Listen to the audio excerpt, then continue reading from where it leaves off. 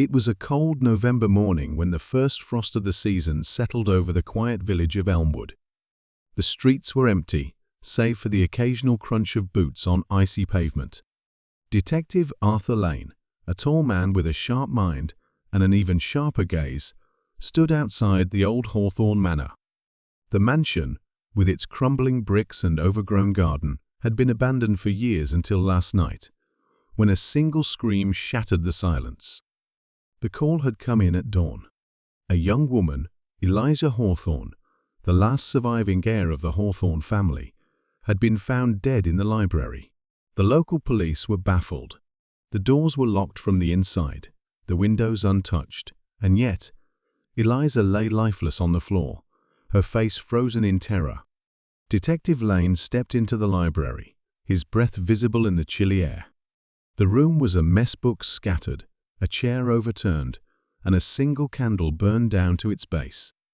Eliza's body lay near the fireplace, her hand clutching a small, crumpled piece of paper. Lane carefully pried it from her fingers and unfolded it. The words were smudged, but he could make out a single line: "The first frost brings the final breath." Lane frowned. He had heard rumors about the Hawthorne family curse, but he didn't believe in such things. There had to be a logical explanation. He began examining the room, looking for clues. The fireplace was cold, the ashes undisturbed. The bookshelves were dusty, except for one spot where a book had been recently removed. Lane pulled out the book, a collection of old poems, and flipped through it.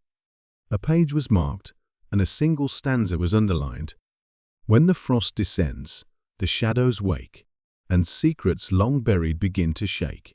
Beware the chill, for it brings the end. A final breath, a message to send." Lane's eyes narrowed. Someone had wanted Eliza to read this. But who? And why? He turned his attention to the family portraits hanging on the walls. The Hawthornes were a proud family, but their history was marred by tragedy. Eliza's father had died mysteriously 10 years ago, and her mother had vanished shortly after. Eliza had been the only one left, living alone in the manor until last night. As Lane studied the portraits, he noticed something odd. In one of the paintings, a young man stood in the background, his face partially hidden. Lane recognized him. It was Thomas Grayson, the family's former groundskeeper. Grayson had left the village years ago, but Lane remembered him as a quiet, brooding man who had always seemed out of place. Lane decided to pay a visit to Grayson. The man now lived in a small cottage on the edge of the village. When Lane arrived, Grayson was chopping wood outside. He looked up, his expression unreadable. "Detective," Grayson said, his voice low. "What brings you here?" "Eliza Hawthorne is dead," Lane replied, watching Grayson closely. Grayson's face paled, but he said nothing. "You worked for the Hawthornes," Lane continued. "Did you know about the curse?" Grayson hesitated, then nodded. "It's an old story. They say the first frost of the season brings death to the family, but I never believed it." "Someone did," Lane said, holding up the crumpled note. "Do you recognize this?" Grayson's eyes widened. "No," he said quickly, but Lane didn't miss the flicker of fear in his gaze. Lane pressed further, but Grayson refused to say more. Frustrated, Lane returned to the manor. He spent hours searching the library until he found a hidden compartment in the desk. Inside was a letter, written in Eliza's handwriting. It was addressed to Grayson, begging him to stop the curse and revealing that she had discovered the truth about her father's death. Lane's heart raced.